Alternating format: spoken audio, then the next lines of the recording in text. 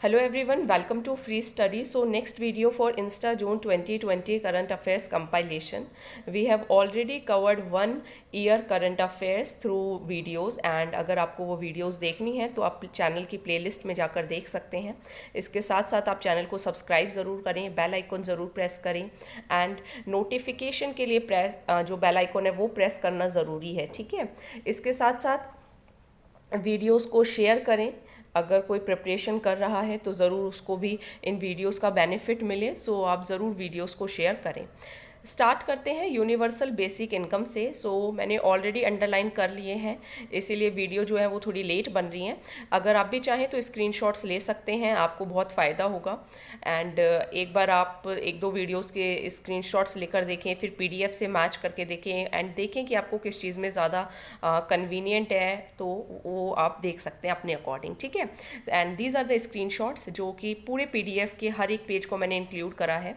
कोई ऐसे डरने वाली बात नहीं है कि हमारा कोई पेज मिस हो जाएगा, कोई भी पेज मिस नहीं होगा.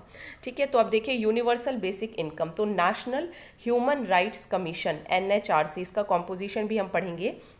इन्होंने इन्फॉर्म किया है United Nations human rights council को, जिन्होंने कहा था कि रिकमेंड की थी कि यूनिवर्सल बेसिक इनकम को इम्प्लीमेंट कर दीजिए. एंड NHRC ने बताया कि अंडर एग्जामिनेशन है एंड सेंटर इसको एक्टिवली कंसीडर कर रही है. तो ऐसा क्यों हुआ था? क्योंकि कोविड-19 पैंडेमिक था, लॉकडाउन एंड सोशल डिस्टेंसिंग की प्रॉब्लम आप सभी ने देखी, तो डैमेज था हर एक सेक्टर को. And so much so that IMF ने भी कहा कि जो करंट इकोनॉमिक क्राइसिस है वो वर्स्ट रहेगा. एंड इससे पहले ग्रेट डिप्रेशन 1929 के बाद का ये नेक्स्ट डिप्रेशन हो सकता है. 90% जो वर्कफोर्स है वो इनफॉर्मल सेक्टर में काम करती है एंड कोई मिनिमम वेजेस उनको नहीं मिलती, कोई सोशल सिक्योरिटी नहीं होती. माइक्रो लेवल जो सर्कमस्टांसेस हैं इंडिया के अंदर वो भी बहुत बेकार हैं, वर्स्ट हैं. तो देयरफॉर जो रेगुलर पेमेंट्स हैं थ्रू यूनिवर्सल बेसिक इनकम ये प्रोवाइड की जाए, ताकि वर्कर्स को, वो वर्कर्स खासकर जो इनफॉर्मल सेक्टर में हैं, उनको एक सस्टेनेंस मिल सके कब तक जब तक इकोनॉमी नॉर्मल होती है. तो यूनिवर्सल बेसिक इनकम है क्या? ये एक प्रोग्राम है जहाँ पे कंट्री के हर सिटीजन्स को, चाहे वो जोग्राफिक एरिया या कोई भी स्टेट हो, within a given sum of money, कि इतना जो मनी है वो मिलेगा ही मिलेगा regardless of their income. Salary से मतलब नहीं है, रिसोर्सेज से, एम्प्लॉयमेंट स्टेटस से मतलब नहीं है, लेकिन इतनी जो पर्सन है उसको इतना मनी मिलेगा ही मिलेगा, ताकि पॉवर्टी कम की जा सके, इक्वालिटी को इंक्रीज़ किया जा सके, एक लिवेबल इनकम हो. एंड ये सिचुएशन ना हो कि वो कहाँ बॉर्न हुए हैं, क्या एम्प्लॉयमेंट कर रहे हैं, नहीं, आपको इतनी इनकम मिलेगी ही मिलेगी. तो इसके इंपॉर्टेंट कंपोनेंट्स क्या हैं? एक तो ये यूनिवर्सैलिटी है, सभी सिटीजन्स इंक्लूडेड हैं. अनकंडीशनैलिटी मतलब कोई कंडीशन नहीं है इसके लिए. पीरियोडिक मतलब पीरियड वाइज जो है वो पेमेंट्स मिलती हैं, कैश में मिलती हैं. ठीक है, देन फ़ायदे क्या हैं इसके? एक सिक्योर्ड इनकम मिल जाती है इंडिविजुअल्स को, गरीबी कम होती है, इनकम इनक्वालिटी कम होती है, परचेजिंग पावर बढ़ती है हर पुअर की. ठीक है, इसके बाद इजी है इम्प्लीमेंट करने के लिए, क्योंकि कोई आइडेंटिफिकेशन नहीं चाहिए बेनिफिशियरी की. गवर्नमेंट का जो मनी है वो भी कम वेस्ट होता है. एंड इसके आइडिया के सपोर्ट में जो इकोनॉमिक सर्वे है 2016-17, उन्होंने एडवोकेट किया था कि यूनिवर्सल बेसिक इनकम एक अच्छा ऑल्टरनेटिव है सोशल वेलफेयर स्कीम्स की जगह. तो दूसरे सपोर्टर्स भी हैं, इकोनॉमिक नोबेल लॉरियाट जो हैं Peter Diamond and Christopher Pissarides, and और भी टेक लीडर्स हैं जैसे कि Mark Zuckerberg and Elon Musk, ये भी इसको फेवर करते हैं. इम्प्लीमेंट करने में चैलेंजेस क्या हैं? हाई कॉस्ट आएंगी एंड पॉलिटिकल विल इतनी नहीं है. ठीक है, तो राजनीति में इतनी जो मीन्स राजनेता जो हैं, जो नेताजी हैं, वो इतने ज़्यादा विलिंग नहीं, मतलब इतने मोटिवेट नहीं कर रहे हैं कि हाँ इसको इम्प्लीमेंट किया जाए. ये चैलेंजेस हैं, सभी नहीं कुछ. इससे जो मोटिवेशन फॉर वर्क है वो रिड्यूस होता है. And that's why now concerns over suspension of PCP and DT rules. तो PCP एंड DT पहले है क्या? This is preconception and prenatal diagnostic techniques, means जिससे सेक्स डिटरमाइन कर लिया जाता है पहले ही कि मेल है या फीमेल है. तो सुप्रीम कोर्ट ने गवर्नमेंट से पूछा है कि ये जो सस्पेंड कर दिए गए हैं, ये जो पार्लियामेंट्री जो लॉ है कि प्री नेटल सेक्स डिटर्मिनेशन नहीं कराना, सेक्स सिलेक्शन नहीं कराना है, तो इस लॉ को क्यों सस्पेंड किया है जून एंड तक कोविड-19 की वजह से. एंड कोर्ट ने कहा कि कि ये इस नोटिफिकेशन को होल्ड पर, मतलब ये गलत एक तरीके से उन्होंने कोर्ट ने एक तरीके से फटकार लगाई है। तो क्या हुआ था, 4 अप्रैल को union ministry of health and family welfare ने एक नोटिफिकेशन इशू किया था कि कुछ रूल्स जो हैं वो इम्प्लीमेंट किए जाएंगे प्री कंसेप्शन, मतलब होल्ड पर रख दिए थे, preconception and prenatal diagnostic techniques, that is prohibition of sex selection rules of 1996। कब तक, 30 जून 2020 तक, तो अप्रैल से लेके जून तक। तो गवर्नमेंट के नोटिफिकेशन ने सस्पेंड कर दिए थे कौन कौन से articles, rule number 8, 9 subsection 8 and 18A subsection 6। तो ये जो मूव है इसको क्रिटिसाइज़ किया कि इसके जो फ्यूचर के जो परिणाम है वो बहुत बुरे आएंगे एंड जो सेक्स सेलेक्टिव अबॉर्शंस हैं वो बहुत बढ़ जाएंगी। इससे अनडॉक्यूमेंटेड मिसयूज़ होगा, क्लिनिक ओनर्स एंड पेरेंट्स दोनों इसको मिसयूज़ कर सकते हैं। तो जो सस्पेंशन है ये पर्टिकुलर कंसर्न का है। रूल 9 सबसेक्शन 8 देखिए कहता क्या है, कोई भी जेनेटिक काउंसलिंग सेंटर या genetic laboratory, genetic clinic, ultrasound clinic, imaging centre, उसको एक कंप्लीट रिपोर्ट भेजनी होती है, जो भी प्री कंसेप्शन या प्रेगनेंसी रिलेटेड टेक्निक्स या जो भी टेस्ट उन्होंने किए हर महीने का जो 5th डे होता है वो भेजनी होती है अप्रोप्रिएट कंसर्न अथॉरिटी को। तो इसको क्या कर दिया, होल्ड पर रख दिया गवर्नमेंट ने। तो कंसर्न क्या है, क्योंकि जो मेडिकल फैसिलिटीज़ है वो इसेंशियल सर्विसेज में आती हैं एंड लॉकडाउन में वो एग्जाम्प्टेड भी हैं, क्लिनिक ओपन रखे जा रहे हैं, टेस्ट कंडक्ट किए जा रहे हैं, तो ऐसे टेस्ट बनाने में प्रॉब्लम क्या है, ठीक है, तो इससे कोई इलीगल काम नहीं होना चाहिए। अब ये PCPNDT एक्ट क्या है, इस एक्ट को बनाया गया था ताकि जो सेक्स रेशो है वो जो डिक्लाइन हो रही थी इसके लिए, क्योंकि 1901 में 972 था, थोड़ा आप सेंसस 2011 भी पढ़ लीजिएगा, 972 था एंड जबकि 1991 में 927, ठीक है। तो इसीलिए बनाया गया था ताकि जो सेक्स सिलेक्शन टेक्निक्स है, इसका मतलब होता है कि हर जो 1000 मेल्स हैं उस पर कितनी फीमेल्स हैं, ठीक है, दिस इज सेक्स रेशो। तो ये जो एक्ट है ये बैन करता है कि आप सेक्स सिलेक्शन टेक्निक्स को यूज़ नहीं कर सकते, मीन्स आप बेसिकली जांच नहीं करा सकते हो कि गर्भ के अंदर बेटा है या फिर बेटी है। नाउ ये एक्ट मैंडेट करता है कि कंपलसरी रजिस्ट्रेशन कराना होगा उन सभी लेबोरेटरीज़ को, उन सभी जेनेटिक काउंसलिंग सेंटर्स को, उन सभी जेनेटिक लेबोरेटरीज़ को, क्लिनिक्स को एंड अल्ट्रासाउंडिंग क्लिनिक्स को, मतलब जो मीन्स जो अल्ट्रासाउंड वगैरह करते हैं तो उनको रजिस्ट्रेशन कराना ज़रूरी है। फिर इस एक्ट को अमेंड किया गया 2003 में ताकि टेक्नोलॉजी से रिलेटेड कुछ इम्प्रूवमेंट लाई जा सकें।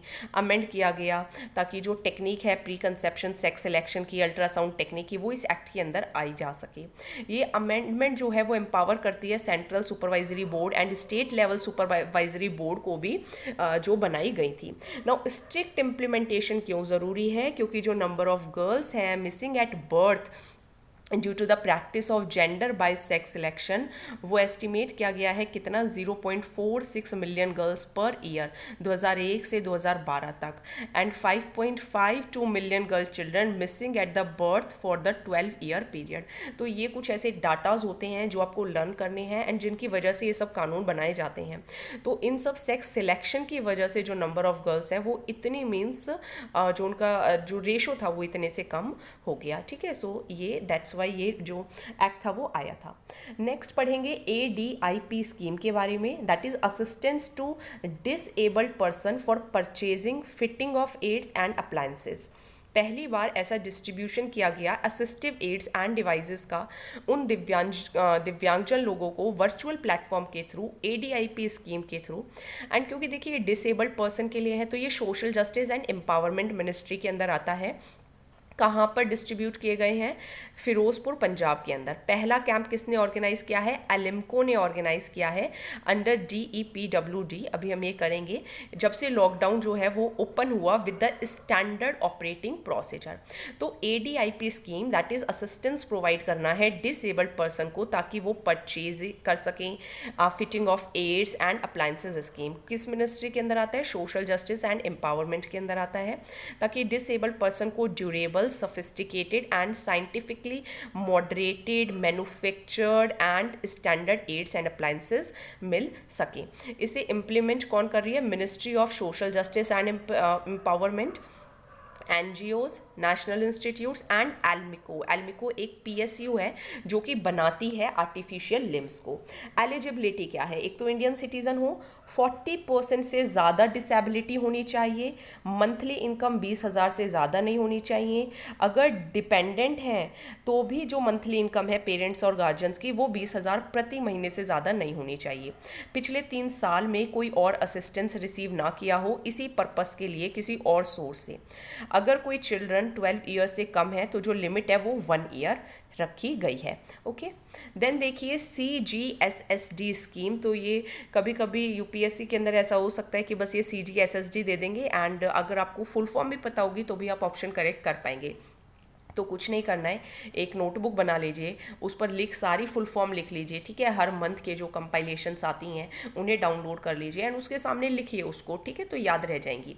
तो CGSSD है क्या? Credit guarantee scheme for subordinate डेब्ट लॉन्च्ड। तो देखिए डेब्ट नेम से पता चल रहा है तो ये थोड़ा सा फाइनेंस से रिलेटेड हो गया, तो फाइनेंस मिनिस्टर ने इसको अनाउंस किया है एज अ पार्ट ऑफ आत्मनिर्भर भारत अभियान। अब इसको ये भी कहा गया है डिस्ट्रेस्ड एसेट्स फंड सबऑर्डिनेट डेब्ट फॉर MSMEs। तो ये स्कीम है उन MSME सेक्टर के लिए जो डिस्ट्रेस्ड हैं, ठीक है, फॉर द डिस्ट्रेस्ड।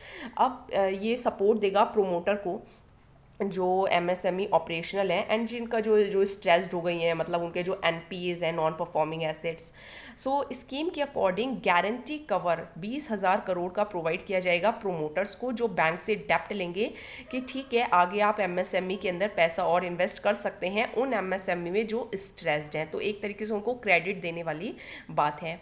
ये स्कीम जो है वो ऑपरेशनलाइज की जाएगी किसके through? Credit guarantee fund trust for MSCs के थ्रू, ठीक है, तो किसके थ्रू? CGTMSE के थ्रू।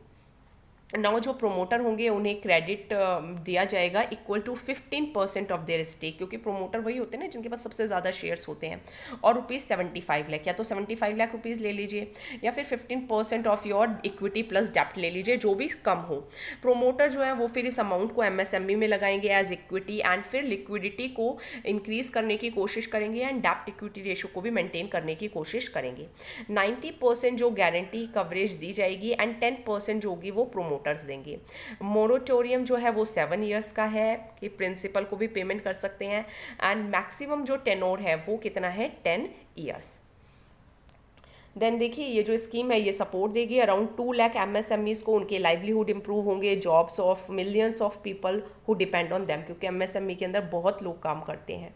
देन प्रधानमंत्री मुद्रा योजना, तो सेंटर ने 2% इंटरेस्ट सबवेंट कर दिया है for the prompt repayment of शिशु लोन्स अंडर प्रधानमंत्री मुद्रा योजना 1 साल के लिए। इससे सरकार को 1542 करोड़ का खर्चा आएगा। ये स्कीम आत्मनिर्भर भारत अभियान के अंदर ही ली गई है। ये एलिजिबल कौन है? जो स्कीम है वो उन लोन्स को एक्सटेंड की जाएगी जो आउटस्टैंडिंग थे 31 मार्च 2020 को and not in NPA category, ठीक है, RBI गाइडलाइंस के according. Interest subvention would be payable for the months in which the means NPA category में नहीं होना चाहिए, ठीक है, परफॉर्मिंग एसेट्स होंगे तभी इंटरेस्ट सबवेंशन जो होगा वो पे किया जाएगा। ये स्कीम इंप्लीमेंट कौन करेगा? SIDBI करेगी, that is small industries development bank of India, ठीक है। तो ये देखिए हर एक स्कीम में अलग अलग आपको इम्प्लीमेंटेशन मिलेगी, तो उनको भी आप एक नोटबुक के अंदर लिख सकते हैं, क्विक रिवीजन हो जाएगा एंड क्वेश्चन ज़रूर आएंगे यहाँ से। 1 साल के लिए ये है, ठीक है। जो स्कीम है वो स्पेसिफिक पर्पस के लिए है ताकि फाइनेंशियल स्ट्रेस को ख़त्म किया जा सके, पीपल को इंसेंटिवाइज किया जा सके। अब प्रधानमंत्री मुद्रा योजना 2015 में लॉन्च की गई थी ताकि लैंडर्स जो हैं वो छोटे छोटे जो बोरोअर्स होते हैं उनको कोलेटरल फ्री लोन्स जो हैं उनको रीफाइनेंस कर सके। जो बैंक्स एंड जो आपकी MFIs जो होती हैं, जो फाइनेंशियल इंस्टीट्यूशंस होती हैं, वो इनको हेल्प करती हैं। मुद्रा लोन्स अगर आपको नॉन एग्रीकल्चरल एक्टिविटी में चाहिए तो 10 लाख तक मिल सकता है, ठीक है। जो बैंक और MFI हैं वो इनको हेल्प करती हैं। मुद्रा लोन्स 10 लाख तक का मिल सकता है, इसके लिए एक मुद्रा कार्ड भी मिलता है। अब आप थोड़ा सा एक बार ये वाला डायग्राम देखिए। अगर शिशु हैं तो 50,000, अभी ये चेंज भी हो गया है, हम इसको नया भी पढ़ेंगे। For startups and first time entrepreneurs loan मिलता है। किशोर के लिए 50,000 से 5 लाख, तरुण के लिए 5 लाख टू 10 लाख। चेंजेस जो आएंगे वो हम PDF के अंदर ही पढ़ेंगे। ओके, देन देखिए ये आप ये हमने पढ़ लिया है, अभी हमने इसको पढ़ा है, तो ये स्क्रीन शॉट्स हैं, that's why. Now next topic कुछ health, education and human resources से रिलेटेड है। तो Congo declares new Ebola epidemic. तो डेमोक्रेटिक रिपब्लिक ऑफ कॉन्गो ने कहा है कि उनकी जो मैबेन डाका सिटी है वहाँ पे एबोला एपिडेमिक जो है वो फैल गया है, एंड कोविड-19 से भी सफ़र कर रहे हैं, मीज़ल्स भी वहाँ पर बहुत है। तो ये 11th आउटब्रेक है एबोला का, जब से ये वायरस जो है वो 1976 में डिस्कवर हुआ। जो सिटी ऑफ मेबेंडाका है, maybe I am pronouncing it wrong, so just spare that part. And Democratic Republic of Congo के अंदर ये 9th एबोला आउटब्रेक है, मई टू जुलाई 2018 में। नो एबोला वायरस है क्या? ये इसको एबोला हेमोरहेजिक फीवर भी कहते हैं। इलनेस आती है ह्यूमंस को, ट्रांसमिट होता है ये पीपल फ्रॉम वाइल्ड एनिमल्स, ठीक है, तो ये ध्यान रखिएगा, वाइल्ड एनिमल से पीपल में ये आ सकता है, and human population, human to human भी ये ट्रांसफ़र करता है, ठीक है। तो एनिमल टू ह्यूमन भी एंड ह्यूमन टू ह्यूमन भी, ये जो ऑप्शंस होते हैं वो आते हैं UPSC के एग्जाम्स में। जो एवरेज फैटिलिटी रेट है वो 50% है। केस फैटिलिटी रेट जो है वो 25% टू 90% है। प्रिवेंशन क्या है? Community engagement is the key to successfully controlling outbreaks. आपको मैनेज करना होगा, सर्विलेंस वही, कॉन्ट्रैक्ट ट्रेसिंग करनी होगी, एक अच्छा लेबोरेटरी सर्विस होनी चाहिए, अर्ली सपोर्टिव केयर देनी होगी ट्रीटमेंट में, रिहाइड्रेशन एंड सिम्टोमेटिक ट्रीटमेंट जो है वो सर्वाइवल को ज़्यादा हेल्प कर सकता है। वैक्सीन है इसका RVSV है, दैट इज एबोला वैक्सीन है। एंड ज़ीबोव क्या है? एक highly protective against EBD in a major trial Guinea in 2015। तो ये एक एबोला हेमोरहेजिक फीवर भी जाना जाता है, ठीक है। जो RVSV ज़ीबोक वैक्सीन है, इसको यूज़ किया गया था 2018-19 एबोला आउटब्रेक में DRC के अंदर भी। एंड प्रेग्नेंट एंड जो ब्रेस्ट फीडिंग विमेन होती हैं उनको भी ये वैक्सीन दिया जाता है, लेकिन कुछ कंडीशंस के अंदर।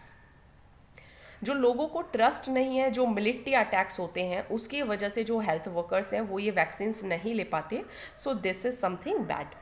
देन देखिए 2021 की QS वर्ल्ड यूनिवर्सिटी रैंकिंग्स आ गई हैं। 17th एडिशन था, एनुअली ये लोग हर साल देते हैं, पिछले साल भी हमने ये पढ़ी थी। कौन इसको रिलीज़ करते हैं? क्वैक्वेरेली सिमंड्स, एक ब्रिटिश कंपनी है जो कि हायर एजुकेशन को एनालाइज करने में स्पेशलाइज्ड है। पहले इसको टाइम्स हायर एजुकेशन कहते थे, अब QS वर्ल्ड यूनिवर्सिटी रैंकिंग्स कहते हैं। नेम चेंज हो गया है 2010 से ही। यही सिर्फ एक इंटरनेशनल रैंकिंग है जिसे अप्रूवल मिला हुआ है इंटरनेशनल रैंकिंग एक्सपर्ट ग्रुप का। ये टॉप 1000 यूनिवर्सिटीज़ को रैंक करती हैं। 6 इंडिकेटर्स को यूज़ करते हैं, ये ध्यान रखिएगा कौन कौन से हैं। एकेडमिक रेप्यूटेशन कैसी है, एम्प्लॉयर्स की रेप्यूटेशन कैसी है, फैकल्टी स्टूडेंट रेशो कैसी है, पर फैकल्टी सिटेशंस कैसे हैं, ये हायर एजुकेशन में दिए जाते हैं। इंटरनेशनल फैकल्टी रेशो कैसी है, इंटरनेशनल स्टूडेंट रेशो कैसी है, एंड इंडिया यही मात खा जाता है international student and faculty ratio के अंदर। ये आप देख सकते हैं, ये आप देख सकते हैं जो सबसे अच्छे जिनकी जो रैंक आई है वो है मैसाचुसेट्स इंस्टीट्यूट ऑफ टेक्नोलॉजी, पिछली बार भी आई थिंक गई थी first, then Stanford and then Harvard, ठीक है। तो ये 3 आप ध्यान रखिएगा। इसके बाद देखिए इंडियन इंस्टीट्यूशंस की क्या परफॉर्मेंस है। तो टॉप 200 में टॉप 3 जो इंडिया की आई हैं वो है IIT बॉम्बे 172 रैंक है, IISc बेंगलुरु 185 रैंक है, IIT दिल्ली 193 रैंक है, and all 3 have dropped in their rankings. मतलब पिछले साल से इनकी जो रैंक है वो ड्रॉप हुई है। पिछले साल क्या रैंकिंग थी तो वो आप उसके अंदर जाके देख सकते हैं, पिछले साल के जून के करंट अफेयर के अंदर। इन टोटल 21 इंस्टीट्यूशंस हैं जिन्होंने टॉप 1000 के अंदर जगह पाई, जबकि पिछले साल 24 ने पाई थी। 21 में से 14 की रैंक कम हुई है, 4 की इम्प्रूव हुई है। इंडिया के अंदर जो हायर एजुकेशन है वो रिसर्च क्वालिटी में तो अच्छे हैं, लेकिन अकेडमिक स्टैंडिंग इंक्रीज करने में फेल हो जाते हैं, टीचिंग कैपेसिटी में, इंटरनेशनलाइजेशन में हम फेल हो जाते हैं। हमारा 0 स्कोर आया है on the ratio of international faculty and students. India counts only full, एक दूसरी चीज़ ये भी है कि इंडिया देखिए फुल टाइम फैकल्टी को देखता है, एंड जबकि जो अमेरिकन यूनिवर्सिटीज़ हैं वो उन पीएचडी स्टूडेंट्स को भी कवर करते हैं जो पढ़ा रहे होते हैं या फिर जो रिसर्च असिस्टेंट्स हैं, एंड इंडिया इनको कवर नहीं करता, तो इसलिए भी थोड़ा सा हम पीछे रह जाते हैं। सेम पेज है, सेम स्क्रीनशॉट लिया गया था इसलिए सेम पेज है ये। नेक्स्ट, इंडिया को क्या करना चाहिए, वही हमें अपने इंडियन इंस्टीट्यूट्स को इम्प्रूव करना होगा, एंड इनक्रेडिबल इंडिया को अपने परसेप्शन में चेंज लाने की ज़रूरत है। नाउ क्या नेक्स्ट टॉपिक है, does using a UV ray mechanism on food items kill the corona virus. मतलब यूवी रेज काफ़ी जो स्वीट मतलब जो मिठाई के दुकान वाले थे उन्होंने ये यूज़ किया फूड आइटम्स पर, तो क्या इससे कोरोना वायरस मर जाता है? तो काफ़ी सारे स्वीट शॉप ओनर्स ने इसे यूज़ करना शुरू किया, कहा कि इससे माइक्रो ऑर्गेनिम्स जो होते हैं वो मर जाते हैं यूवी रेडिएशन से। UVC, particularly UVC that is ultraviolet germicidal irradiation, ये एक डिसइंफेक्शन मेथड है। Short wavelength ultraviolet light use की जाती हैं ताकि माइक्रो ऑर्गेनिज्म्स को इनएक्टिवेट या फिर मारा जा सके, क्योंकि उनकी न्यूक्लिक एसिड डिस्ट्रॉय हो जाती हैं एंड डिसरप्टिंग देयर डीएनए, तो वो फिर जो वाइटल सेलुलर फंक्शंस है वो परफॉर्म नहीं कर पाते हैं एंड उनका रेप्लिकेशन भी रुक जाता है। तो UVGI that is ultraviolet germicidal irradiation, ये फूड एयर वाटर डिसइंफेक्शन की तरह काम करता है, एंड कुछ रिसर्च स्टडीज़ ने पाया भी है कि हाँ ये कोरोना वायरस को मारने में मददगार रहा काफ़ी सारे सरफेसेस पर। तो यूवी रेडिएशन इलेक्ट्रोमैग्नेटिक स्पेक्ट्रम का ही पोर्शन है between X rays and visible light, थोड़ा साइंटिफिक टर्म्स है। यूवी रेडिएशन पोर्शन किसका है? इलेक्ट्रोमैग्नेटिक स्पेक्ट्रम का between X rays and visible light. ये आप देख सकते हैं डायग्राम को, radio, microwave, infrared, visible, ultraviolet, X ray, gamma rays. Okay, जो मोस्ट कॉमन फॉर्म है यूवी रेडिएशन का वो है सनलाइट, एंड 3 और टाइप के यूवी रेज लिखे हुए हैं, UV A, UV B and UV C. UV A के अंदर सबसे लॉन्गेस्ट वेवलेंथ्स होती हैं, then UV B, then UV C. UV A and UV B जो है वो एटमॉस्फेयर के थ्रू ट्रांसमिट होता है, लेकिन यूवी सी एंड कुछ यूवी बी रेज जो होती है वो अर्थ की ओजोन लेयर क्या कर लेती है? एब्जॉर्ब कर लेती है। देन NIRF रैंकिंग 2020 रिलीज, तो अब ये नेशनल इंस्टीट्यूशनल रैंकिंग फ्रेमवर्क ये 2015 में स्टार्ट हुआ था। यहाँ पे भी हायर एजुकेशन जो है उसमें रैंकिंग दी जाती है इंस्टीट्यूशंस के को, एंड ये क्या पैरामीटर्स यूज़ करते हैं तो ध्यान रखिएगा, वो QI की थी एंड ये आपकी NIRF की हैं। ये क्या यूज़ करते हैं? Teaching learning resources, research and professional practices, graduation outcomes, outreach and inclusivity, peer perception. Now why is NIRF used? ताकि देखा जा सके, इंस्टीट्यूट्स को इनकरेज किया जा सके कि एक दूसरे से कॉम्पीट करो, अच्छा काम करो, फॉरेन स्टूडेंट्स को अट्रैक्ट करने के लिए, एक सॉलिड बेस प्रोवाइड करने के लिए, क्योंकि हमारा एक प्रोग्राम भी चल रहा है स्टडी इन इंडिया ताकि हायर एजुकेशन ग्रो हो। एंड ये वन ऑफ द क्राइटेरिया है ताकि जो प्राइवेट इंस्टीट्यूशंस हैं उनको असेस भी किया जा सके किस स्कीम के लिए? इंस्टीट्यूशंस ऑफ एमिनेंस स्कीम के लिए, क्योंकि इसके अंदर बहुत ज़्यादा एडवांटेजेस होती हैं जो इस कैटेगरी के अंदर आ जाता है। तो ये 5वां लगातार एडिशन था, एंड इस साल डेंटल कैटेगरी को भी इंट्रोड्यूस किया गया है। अब जो टोटल है वो 10 कैटेगरीज हो गई हैं। तो इंडियन इंस्टीट्यूशंस देखो, जो अभी हमने पढ़ी थी international rankings that is QS world university rankings, उसके अंदर तो काम नहीं कर पाया क्योंकि इंटरनेशनल रैंकिंग में मैंने अभी आपको बताया इंटरनेशनलाइजेशन में हम पीछे रह जाते हैं।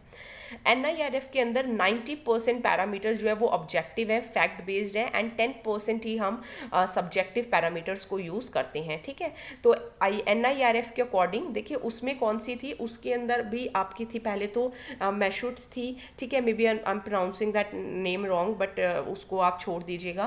देन स्टैनफोर्ड थी, देन हार्वर्ड थी। ठीक है, तीनों आई थिंक USA की थी। अब यहाँ पे आपको MBC से लर्न कर लीजिए, पहले IIT Madras, then IIC Bangalore and then IIT Delhi. वहाँ पर आपका IISc बैंगलोर था, IIT दिल्ली था, and first one let me check again, IIT Madras तो नहीं था शायद। फर्स्ट वन जो था वो IIT बॉम्बे था। यहाँ पर ध्यान रखिएगा जो QS वर्ल्ड रैंकिंग है उनके अंदर जो फर्स्ट 3 आए हैं वो हमारा IIT बॉम्बे है। उधर क्या है, IIT मद्रास आया है फर्स्ट। ठीक है, जो NIRF है, तो ये ध्यान रखिएगा। तो पहला मद्रास है, then Bangalore and then Delhi. Next topic देखेंगे अमीबोबियसिस और अमेबिक डिसेंट्री। नाउ एक team of researchers Jawaharlal Nehru university वो नए ड्रग मॉलिक्यूल्स बना रहे हैं against the protozoa that causes amoebiasis. ठीक है, तो ये बना रहे हैं। अमेबियसिस होता क्या है, अमेबिक डिसेंट्री क्या है, ये एक पैरासाइटिक इन्फेक्शन है of the colon with the amoeba Entamoeba histolytica. तो इसको लर्न कर लीजिए। WHO के according Entamoeba histolytica third leading cause है मॉर्बिडिटी एंड मॉर्टेलिटी का। Why? Due to parasitic diseases in humans. ये जो प्रोटोजोन है ये एनारोबिक है, माइक्रो एरोफिलिक है। ठीक है, तो पूरा आपको लर्निंग है एंड ये हाई कॉन्सेंट्रेशन ऑफ ऑक्सीजन के अंदर सर्वाइव नहीं कर सकता है। ठीक है, हाँ, मतलब जो भी इससे इन्फेक्टेड हो जाता है एंड ड्यूरिंग इन्फेक्शन ये बहुत it faces a high surge of oxygen inside the human body and जो ऑर्गेनिज्म है वो लार्ज अमाउंट ऑफ किस्टिन जो है वो छोड़ता है टू काउंटर ऑक्सीडेटिव स्ट्रेस। तो थोड़े साइंटिफिक टर्म्स हैं, you please revise it again. तो ये लाइफ साइकिल है इसकी एंड ये अगर मान लीजिए हम कोई अनकुक्ड फूड खाते हैं या हम कोई गंदा पानी पी रहे हैं तो उसकी वजह से ये हो जाता है।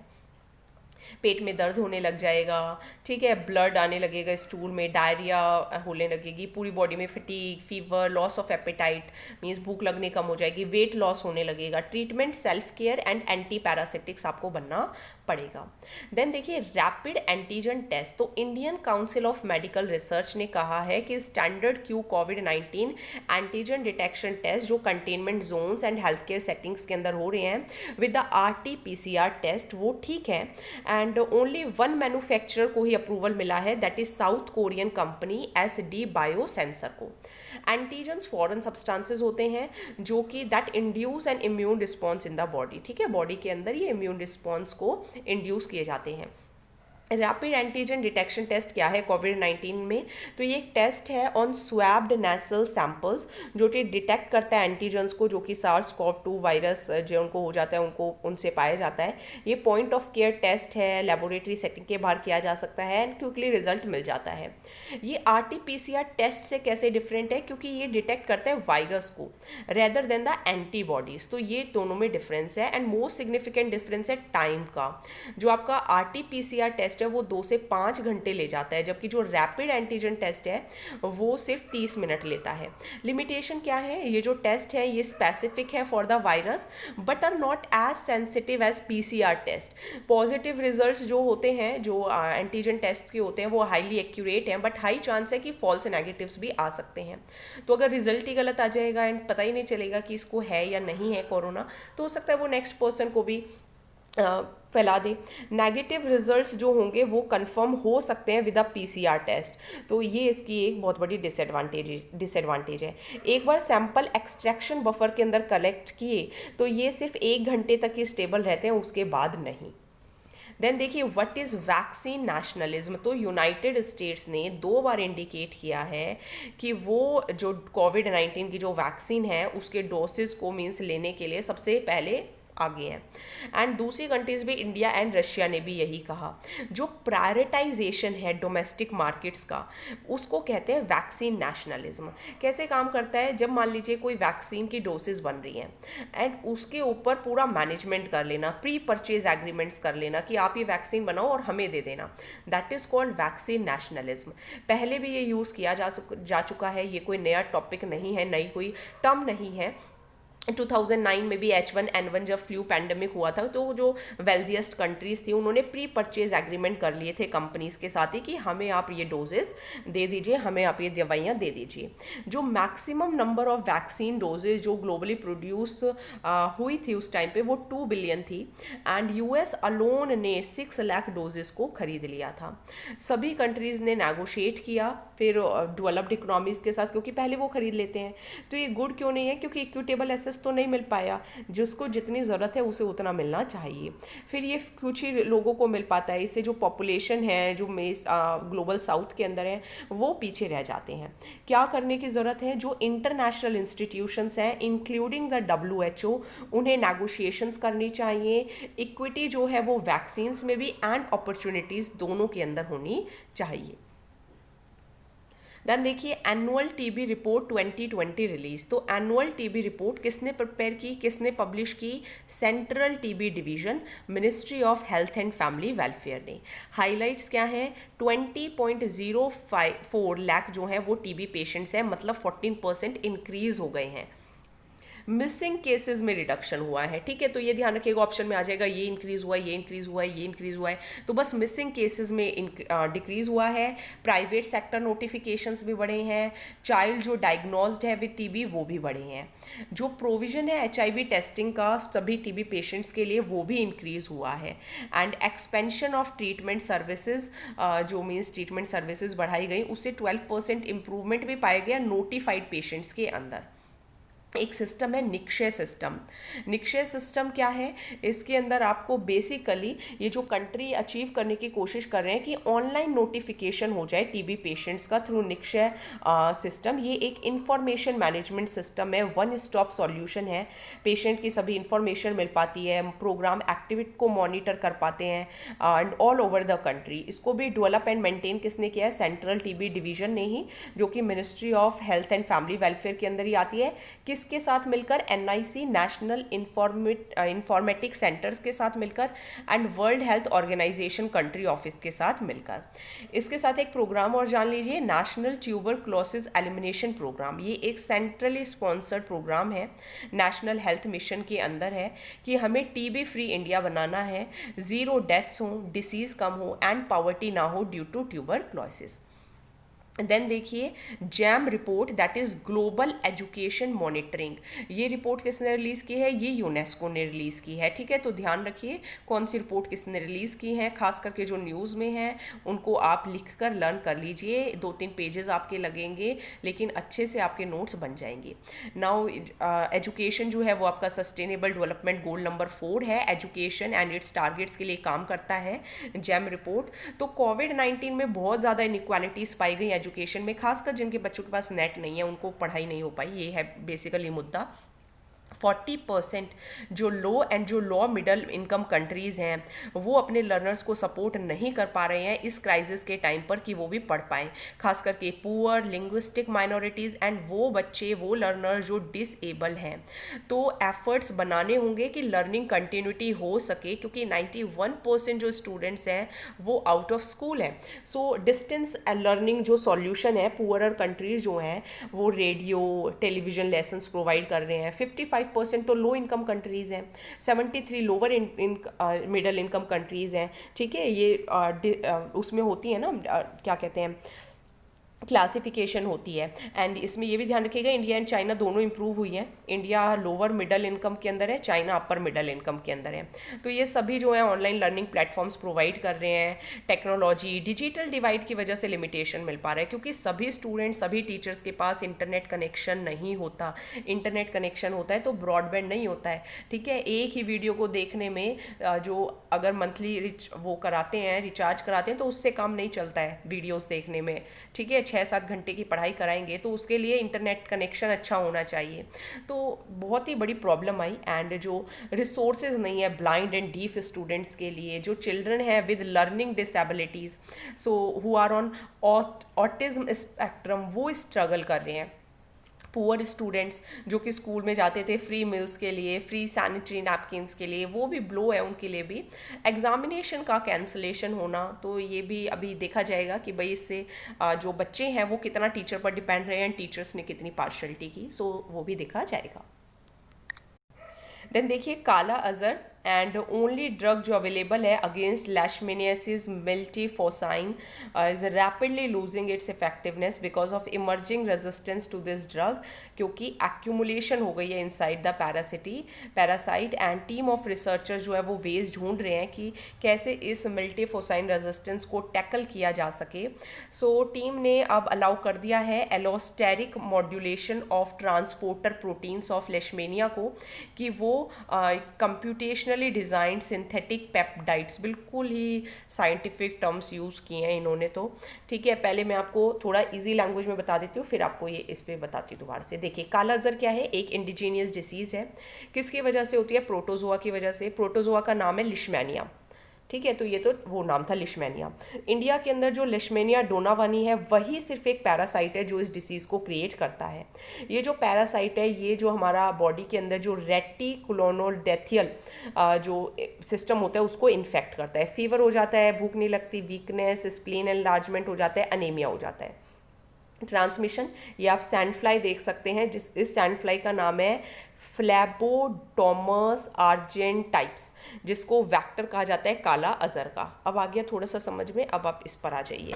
तो देखो सिर्फ इसके लिए जो ड्रग अवेलेबल है वो है मिल्टेफोसाइन, लेकिन वो इफेक्टिव होता हुआ नहीं नज़र आ रहा है। रिसर्चर्स ने फाइंड करने की कोशिश की है कि क्या प्रॉब्लम है, क्यों इसको मीन्स ये क्यों नहीं इस लिशमेनिया को जो है वो कवर कर पा रहा है एंड क्यों उसको ठीक नहीं कर पा रहा है। तो जो रिसर्च आउटकम्स है उन्होंने इंडिकेट किया कि लॉन्ग रन में ये यूज़फुल हो सकता है कि थेराप्यूटिक्स जो है वो डेवलप कर पाए। तो कालाज़र है क्या, ये एक विस्करल लेशमेनियासिस है जिसको कालाज़र, ब्लैक फीवर, दमदम फीवर भी कहा जाता है। एंड अगर प्रॉपर डायग्नोसिस ना हो तो हाई फैटेलिटी है। प्रोटोजोअन पैरासाइट्स लेशमेनिया जीनस से ये कॉज होता है, माइग्रेट कर जाता है इंटरनल ऑर्गन्स में, ठीक है, जैसे लीवर में, स्प्लीन में चला जाएगा, बोन मैरो में चला जाएगा। फीवर, वेट लॉस, ये सब होते हैं। लेशमेनियासिस एक ट्रॉपिकल डिसीज़ है, इंडिया को मिलाकर और 100 कंट्रीज़ में पाई जाती है। एंड ये पैरासाइट लिशमीनिया की वजह से होती है जो कि सैंड फ्लाइज के काटने की वजह से फैलता है। 3 फॉर्म है लेशमेनियासिस के, एक तो है विस्केरल जो कि मल्टीपल ऑर्गन्स को अफेक्ट करता है, एक है कुटानियोस जो कि स्किन सोर्स को अफेक्ट करता है, एक है मुकोकुटानियोस जो कि स्किन एंड मुकोसल लेशन को फॉर्म करता है। देन देखिए international day against drug abuse and illicit trafficking 2020, तो 26 जून को मनाया जाता है ड्रग से बचने के लिए। थीम थी better knowledge for better care. 26 जून क्यों, क्योंकि ल्यू जैक्सू को ध्यान रखने के लिए, क्योंकि उन्होंने बहुत काम किया था ओपियम ट्रेड को रोकने के लिए इन हुमेन ग्वांगडोंग 25 जून 1839 में। एंड फर्स्ट ओपियम वॉर भी हुई थी चाइना के अंदर। इस ओकेजन पर UNODC वर्ल्ड ड्रग रिपोर्ट 2020 भी रिलीज़ हुई। एंड 269 पीपल हैं जो वर्ल्ड के अंदर ड्रग्स को यूज़ करते हैं, मतलब 30% ज़्यादा ये नंबर हो गए हैं 2009 से। 35 मिलियन पीपल जो है वो ड्रग यूज़ डिसऑर्डर से सफ़र कर रहे हैं। बेरोज़गारी का बढ़ना, अपॉर्चुनिटीज़ ना होना, इसकी वजह से जो गरीब है वो सबसे ज़्यादा मारे जा रहे हैं। मोस्ट यूज जो सब्सटेंस है वो यूज़ करते हैं कैनबिस, ये मेन ड्रग है जो कि लोगों को कांटेक्ट में लाता है with criminal justice system. Most harmful है ओपियोइड्स। कौन इन्हें यूज़ करते हैं, adolescents, young adults, young people, वो सबसे ज़्यादा वल्नरेबल हैं। जो लो इनकम कंट्रीज़ हैं वहाँ पे तो बहुत ही ज़्यादा इसको पाया जाता है। एंड अभी देखिए USA के अंदर भी जो ड्रग्स हैं वो बहुत ज़्यादा यूज़ किए जाते हैं। इंडियन गवर्नमेंट ने पॉलिसीज़ क्या अपनाई हुई हैं ड्रग ट्रैफिकिंग प्रॉब्लम को रोकने के लिए। एक नार्को कोऑर्डिनेशन सेंटर एनकोड बना हुआ है, नवंबर 2016 में बनाया था ताकि फाइनेंशियल असिस्टेंस दी जा सके स्टेट्स को फॉर नारकोटिक्स कंट्रोल। 2017 में गवर्नमेंट ने न्यू रिवॉर्ड गाइडलाइंस भी लेकर आए कि हमें जो है रिवॉर्ड का क्वांटम जो है वो बढ़ाना होगा ताकि इलिसिट ड्रग्स ना हो सकें। नारकोटिक्स कंट्रोल ब्यूरो है जो कि सॉफ्टवेयर भी बनाते हैं, that is Caesar economic management system, ये कंप्लीट ऑनलाइन डाटाबेस देता है। देन गवर्नमेंट ने एक फंड बनाया हुआ है, national fund for control of drug abuse, ताकि जो एक्सपेंडिचर से जो भी रिलेटेड प्रॉब्लम्स है उनको देखा जा सके। गवर्नमेंट नेशनल ड्रग अब्यूज़ सर्वे भी करता है ताकि ये भी देखा जा सके कि कितने लोग, क्या ट्रेंड चल रहा है इंडिया में। एंड ये किस मिनिस्ट्री के अंदर आएंगे, देखिए अगर ये लोग ठीक हो जाएंगे तो इससे लोगों का भला होगा ना, सोशल जस्टिस वाला काम है, तो ministry of social justice and empowerment के अंदर आता है। हेल्प किसकी लेते हैं, ये हेल्प लेते हैं national drug dependence treatment centre of AIIMS की। देन देखिए the pandemic imposes a steep learning curve, तो एजुकेशन बहुत अफेक्ट हुई है। मोस्ट जो इंस्ट्रक्शन है वो अब ऑनलाइन आने लग गई हैं। हायर एजुकेशन डिजिटल हो गई है। जो ऑनलाइन हायर एजुकेशन है वो massive open online courses use करते हैं, दैट इज़ मूक्स का फुल फॉर्म है ये, ठीक है। And online classrooms education ministry of HRD के अंदर आता है। ये किसके थ्रू है, National Programme on Technology Enhanced Learning NPTEL and स्वयं प्लेटफॉर्म्स के थ्रू है। नाउ अगर रूरल वर्सेस अर्बन देखा जाए तो variable quality of staff, diverse subjects, इस सब की वजह से ऑनलाइन एजुकेशन में थोड़ी सी सतर्कता बरतने की ज़रूरत है। ट्रेडिशनली लैबोरेटरी होती थी, प्रैक्टिकल कंपोनेंट्स होते थे, लेकिन आज के टाइम पे बहुत बड़ा डिजिटल डिवाइड देखा गया है। एकेडमिक रिसर्च पे फ़र्क पड़ा है। क्योंकि क्लोज पर्सनल इंटरेक्शन नहीं रहा है, रिसर्च सुपरविजन करने के लिए कोई नहीं है, एंड सभी स्टूडेंट्स को एक्सेस भी नहीं है इंटरनेट के लिए, तो वो लेक्चर्स भी नहीं अटेंड कर पा रहे हैं। एंड काफ़ी सारी ऑनलाइन क्लासेस पुअरली एग्जीक्यूटेड हैं, कभी टीचर का फेस नहीं दिख रहा है, कभी वॉल्यूम नहीं है, तो ये सब प्रॉब्लम्स भी आती हैं। कैसे इम्प्रूव किया जा सकता है? तो हायर एजुकेशन को री इमेजिन करने की ज़रूरत है, एक एलिसिट एंड एक एक्सक्लूजनरी इमेज लेने की ज़रूरत है। Education is not only about learning but it is more about, मतलब सिर्फ डिग्रीज लेना नहीं होता है। Pandemic can change that if we let it. Gandhi ji की नई तालीम की हाई प्रीमियम सेल्फ स्टडी कीजिए, जैसे अभी हम लोग हैं, कोचिंग किसी को नहीं मिल पा रही है, कोचिंग इंस्टीट्यूशंस बंद हैं, तो यहाँ पे आपकी नई तालीम यही है, सेल्फ स्टडी कीजिए, एक्सपीरियंस लर्निंग कीजिए, खुद करके देखिए। डिजिटल टूल्स, आर्टिफिशियल इंटेलिजेंस, आपको यूट्यूब वीडियोस मिल रही हैं। पैडागोजिक मटेरियल जो है वो अवेलेबल होना चाहिए नेशनल लैंग्वेजेस के अंदर। जो स्टेट है वो भी रिस्पॉन्सिबिलिटी लें, डिजिटल इंफ्रास्ट्रक्चर को इम्प्रूव करें। नेक्स्ट टॉपिक पढ़ेंगे नशा मुक्त भारत। ये एनुअल एक्शन प्लान है, 1 साल का प्लान है, 2020 से 2021 तक। इंटरनेशनल डे अभी हमने पढ़ा था, आई थिंक 29 जून था या 21 जून था, आई थिंक 21 जून था, मैं दोबारा से एक बार देख लेती हूँ, 26 जून था, सॉरी। तो इंटरनेशनल डे जो है against drug abuse and illicit trafficking 26 जून को मनाया जाता है। अब हम पढ़ रहे हैं नशा मुक्त भारत। तो ये international day against drug abuse and illicit trafficking यानी कि 26 जून को लॉन्च किया गया था। एक्शन प्लान में क्या क्या था? अवेयरनेस जनरेशन प्रोग्राम्स होंगे, हायर एजुकेशन इंस्टीट्यूशंस पर ध्यान दिया जाएगा, कम्युनिटी आउटरीच होगी, ट्रीटमेंट फैसिलिटीज़ पर ध्यान दिया जाएगा, कैपेसिटी बिल्डिंग प्रोग्राम्स होंगी।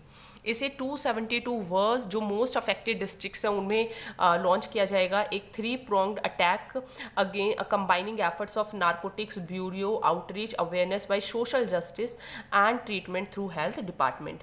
De addiction facilities means, addiction means जहाँ पे लोगों को लत लग जाए, डी एडिक्शन मीन्स जहाँ से उनकी लत हटाई जा सके, तो वो सेटअप किया जाएगा। ड्रॉप इन सेंटर्स होंगे एडिक्ट्स के लिए, ठीक है, पीयर लेड कम्युनिटी होगी पर्टिकुलरली यूथ के लिए। इंटीग्रेटेड रिहैबिलिटेशन सेंटर होगा एडिक्ट्स के लिए। की इफेक्ट्स क्या है? नार्कोटिक्स कंट्रोल ब्यूरो ने क्या पाया गया है कि जो 272 डिस्ट्रिक्ट्स हैं, let me change the colour, जो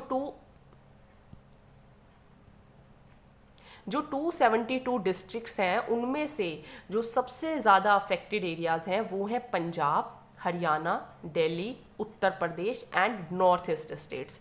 तो नॉर्थ जो आपकी पंजाब, हरियाणा, दिल्ली, उत्तर प्रदेश, मतलब जो आपका इंडिया का अगर ये जैसे मैप है, सॉरी मैंने थोड़ा गलत बना दिया, तो यहाँ के जो एरियाज़ हैं, ठीक है, ये वाले एरियाज ज़्यादा अफेक्टेड है। एंड नॉर्थ ईस्ट वाले जो डिस्ट्रिक्ट्स हैं वो ह्यूजली अफेक्टेड हैं ड्रग अब्यूज से। नशा मुक्त भारत 2015 में लॉन्च किया था पंजाब के शिरोमणि अकाली दल ने। एंड ये means according to national list of district जो अफेक्टेड हैं, 22 में से 18 जो है पंजाब के अंदर वो बुरी तरीके से अफेक्टेड हैं, एंड हरियाणा की 22 डिस्ट्रिक्ट में से 10। तो पंजाब एंड हरियाणा के लोगों को थोड़े सुधरने की ज़रूरत है। 8.5 लोग इंडियंस जो हैं वो ड्रग्स लेते हैं, जिनमें से 4,60,000 बच्चे हैं एंड 1.8 मिलियन अडल्ट्स हैं। 7.7 मिलियन जो इंडियंस हैं उनको हेल्प की ज़रूरत है। देन देखिए वर्ल्ड बैंक मतलब ये इन लोगों को हेल्प की ज़रूरत है, ठीक है। देन देखिए वर्ल्ड बैंक स्टार्स प्रोजेक्ट, तो स्टार्स का फुल फॉर्म दोबारा से ध्यान रखना पड़ेगा, टीचिंग लर्निंग को स्ट्रेंथन करना है and results for states programme, ताकि क्वालिटी को इम्प्रूव किया जा सके, स्कूल एजुकेशन के गवर्नेंस को इम्प्रूव किया जा सके। ये 6 स्टेट्स में है, हिमाचल प्रदेश, केरला, मध्य प्रदेश, महाराष्ट्र, उड़ीसा एंड राजस्थान। फ्रेगमेंटेड है क्योंकि हिमाचल प्रदेश आपको ऊपर मिलेगा, केरला नीचे मिलेगा, मध्य प्रदेश एंड महाराष्ट्र साथ साथ है, उड़ीसा भी आपको थोड़ा सा साथ में मिल जाएगा, राजस्थान भी।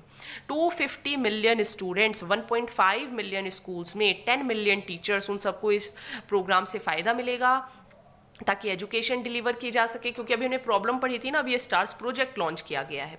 डिमांड को एड्रेस किया जाएगा, टीचर्स को इक्विप किया जाएगा कि वो अभी ऑनलाइन पढ़ाएं, ठीक है, ह्यूमन कैपिटल नीड्स को पूरा करें, क्लासेस 1 to 3 ये सब दिखा जाएगा। आत्मनिर्भर में क्या रखा गया? आत्मनिर्भर में यही कहा गया लोकल गुड्स एंड सर्विसेज को प्रोवाइड करना है, इक्वालिटी देनी है एजुकेशन में सभी बच्चों को। एजुकेशन जो है वो एक कैपेबल स्टेट का काम होता है एंड आपको कोशिश करनी चाहिए कि हर स्टेट को ये मतलब वो ये कोशिश करें, ठीक है, and they. Now why is the stars approach, मतलब ऐसा क्यों लग रहा है कि ये फ्लोड है, ऊपर ऊपर हवा की बातें हैं? तो देखो, जो बेसिक इश्यूज होते हैं वो कभी नोटिस नहीं कर पाते। जो मेजर वैकेंसीज हैं from the education system, from diets, district block education officers, ये तो मतलब टीचर्स की पोस्ट खाली पड़ी रहती हैं, अपॉइंटमेंट्स होती नहीं है, टीचर्स ही नहीं है। वर्ल्ड बैंक जो है वो डिसेंट्रलाइज को इग्नोर कर देता है, ठीक है, डिसेंट्रलाइजेशन होना ज़रूरी है।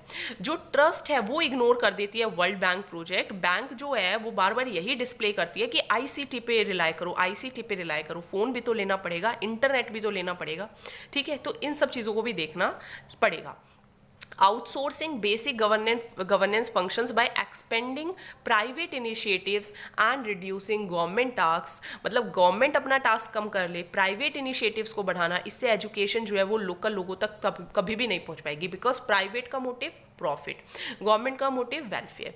तो एडमिनिस्ट्रेशन को इक्विप करना होगा अच्छे physical, financial and human resources से।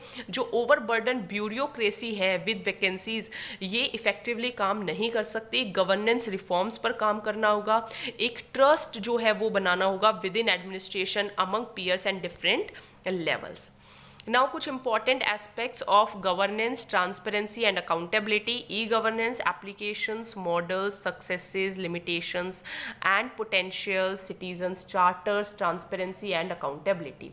टुलिप, तो टुलिप एक अर्बन लर्निंग इंटर्नशिप प्रोग्राम है एंड ये अपॉर्चुनिटीज़ प्रोवाइड करता है फ्रेश ग्रेजुएट्स को सभी यूएलबीज़ के अंदर एंड स्मार्ट सिटीज़ के अंदर। बजट 2021 में फाइनेंस मिनिस्टर जो हैं श्रीमती निर्मला सीतारमन, उन्होंने अपनी जो थीम एस्पिरेशनल इंडिया में इसको अनाउंस किया था। अब ये है क्या, यूएलबी क्या है, ट्यूलिप क्या है, तो ये जो फ्रेश ग्रेजुएट्स होते हैं उनको लर्निंग अपॉर्चुनिटीज़ वो फेस कर सके अर्बन सेक्टर में, उनके लिए है, ताकि एक मतलब जो इंडियन ग्रेजुएट है उसको वैल्यू टू मार्केट उसकी इन्हांस हो सके, एक टैलेंट जो पूल है उसको यूज़ किया जा सके, क्योंकि फ्रेश आइडियाज़ होते हैं, एनर्जी होती है यूथ के अंदर। तो ये एक स्टेपिंग स्टोन है ताकि जो MHRD एंड जो AICT का गोल है कि हमें 1 करोड़ सक्सेसफुल इंटर्नशिप्स 2025 तक लेकर आने हैं, तो वो अचीव किया जा सकता है। तो इससे इंडियन डेमोग्राफिक डिविडेंड का जो बेनिफिट है वो भी मिल सकेगा। तो हमें जो टेक्निकल ग्रेजुएट्स हैं उनको यूज़ करने का फ़ायदा मिलेगा, डूइंग बाय लर्निंग का फ़ायदा मिलेगा, हैंड्स ऑन लर्निंग का फ़ायदा मिलेगा, ठीक है। So thank you so much. Next हम जो है वो कल की वीडियो के अंदर करते हैं, ओके। सो इसके साथ साथ आप बाकी सभी वीडियो ज़रूर देख लें एंड मैं यही कहूँगी कि आप चाहें तो स्क्रीनशॉट्स लेकर देखें। स्क्रीनशॉट से अगर आपको फ़ायदा लगता है तो आप स्क्रीनशॉट से ही पढ़ लीजिए, बट आपके फ़ोन में स्पेस होना चाहिए उसके लिए, okay. So thank you so much. Next video कल आएगी एंड डेली हम करेंगे, ओके, थैंक यू।